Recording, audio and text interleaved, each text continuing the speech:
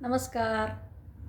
आज दिनांक 25/4/21 है और गीता की अविरल धारा के प्रवाह में आज हम तृतीय अध्याय के 11वें श्लोक से प्रारंभ करेंगे। 11वां श्लोक से लेकर आगे के 5 श्लोक हम प्रतिदिन पढ़ रहे हैं, उसी तरह ही पढ़ेंगे और श्रवण करेंगे। धन्यवाद। देवान भाव्यतानेन ते देवा भावयन्तु वः परस्परं भावयन्तः श्रेया परमवाप्स्यथ। यज्ञ किस प्रकार से हमें अभीष्ट फल देता है, इसका उत्तर भगवान दे रहे हैं।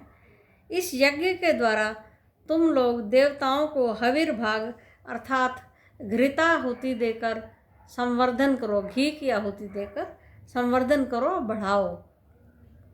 वे देवगण भी वृष्टि आदि के द्वारा अन्नोत्पत्ति करके तुम्हारा संवर्धन करें। यज्ञ से वृष्टि होती है, ऐसा वेद में कहा गया है। इस प्रकार परस्पर संवर्धन द्वारा तुम दोनों अनिवार्य अभीष्टार्थ को प्राप्त करोगे। आगे कहते हैं, इष्टान भोगान ही वो देवा दासयन्ते यज्ञ भावितः तैर्दत्तान प्रदायैभ्यो यो भुङ्क्ते तेन एव सः। अब आगे बताते हैं, कर्म ना करने में क्या दोष है।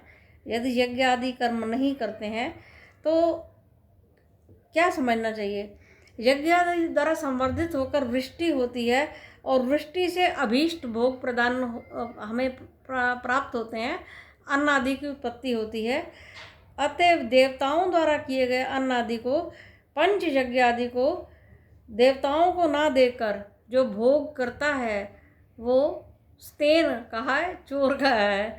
यानी 5 प्रकार के जो वेदों में यज्ञ कहे गए हैं उसमें से ये भी एक यज्ञ है जो कई प्रकार के यज्ञ कहेंगे। बलि वैष्णव यज्ञ है, भूत यज्ञ है, पितृ यज्ञ है, नृ यज्ञ है, इस प्रकार से कहे गए हैं। तो वो हर सदगृहस्थ को करने होते हैं। सभी भूतों के लिए यज्ञ करने का मतलब यह है कि सभी के हिस्से का अन्नदान करना। आगे कहते हैं, यज्ञ शिष्टाशिना संतो मुच्यन्ते सर्वकिल्मिषै भुञ्जन्ते ते त्वघं पापा ये पचन्त्यात्मकारणात्। यज्ञावशेष भोजन करने वाले साधु लोग सब पापों से मुक्त हो जाते हैं, परंतु जो पापात्मा लोग आत्म कारण से अपने लिए ही भोजन बनाते हैं, पाक कला का वो करते हैं, संचय करते हैं, वे पाप को ही खाते हैं। यानी हमें, जैसे हमारी प्राचीन परंपरा थी कुत्ते का ग्रास निकालना, गौ ग्रास निकालना, इसी तरह विशेष दिनों पर विशेष प्रकार के यज्ञ आदि होते हैं, उनका निमित्त मात्र से ज़रूर हमें करना चाहिए, चाहे थोड़ा करें या बहुत करें। भावनात्मक रूप से भी थोड़ा बहुत ज़रूर हमें करना चाहिए। आगे कहते हैं, अन्नाद्भवन्ति भूतानि पर्जन्यादन्न संभवः यज्ञाद्भवति पर्जन्यो यज्ञः कर्म समुद्भवः। आगे कहते हैं कि जीवगण अन्न से संवर्धन को प्राप्त करते हैं। हमें जैसे अपनी अग्नि को, जठराग्नि को शांत करने के लिए अन्न की आवश्यकता होती है, तो अन्न से हम लोग बढ़ते हैं। परंतु यज्ञ से मेघ बरसता है और मेघ से अन्न की उत्पत्ति होती है। तो ये एक साइकिल है। उस साइकिल से हम एक दूसरे के ऊपर आश्रित हैं और एक दूसरे के लिए हम काम करते हैं।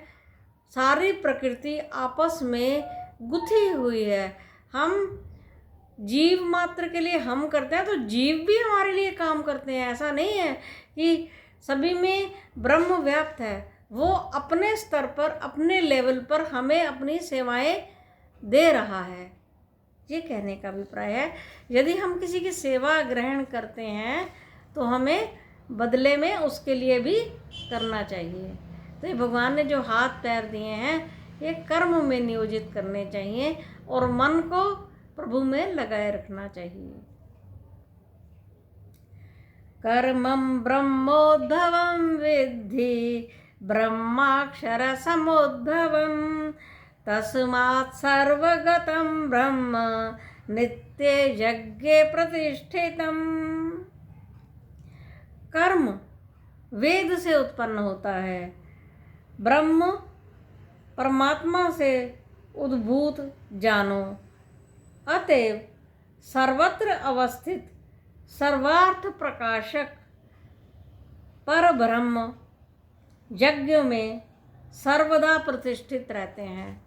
अब यज्ञ में पर ब्रह्म प्रतिष्ठित कैसे रहते हैं? क्योंकि पर ब्रह्म की जो वैदिक व्याख्या है वो है कि हम यज्ञ में सभी देवताओं को बुलाते हैं। देवता कौन कौन से? हमारे जो 33 कोटि देवता हैं उनका आवाहन करते हैं। वो 33 कोटि देवता 11 रुद्र हैं, वायु है, सूर्य है, चंद्र है, नदियां हैं, पहाड़ हैं। ये इस प्रकार हम वैदिक देवता हैं जो पर ब्रह्म के ही प्रतिनिधि हैं। पर ब्रह्म उन सब में विद्यमान है और वो हमारा पालन पोषण करता है और ये सारे जीव उसी ब्रह्म द्वारा उपजे हैं। इसलिए सबकी सेवा करना, सबके लिए कुछ ना कुछ करना हमारा फर्ज है। इतना कहकर वाणी को विराम देती हूँ। धन्यवाद।